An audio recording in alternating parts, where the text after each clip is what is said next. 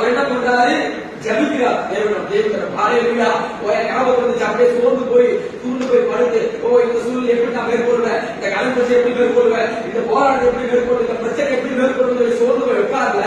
அவர் ஆபத்து வந்த போது, ஹalleluya, அவருக்கு சூழ்நிலையில போராட்டம் வந்த போது, பிரச்சனை வந்த போது அவர் செய்த ஒரு காரியம், அவர் ஜெபிக்க ஆரம்பிக்கிறார். ஹalleluya. அவர் ஜெபத்தை ஏறெடுக்கிறார்.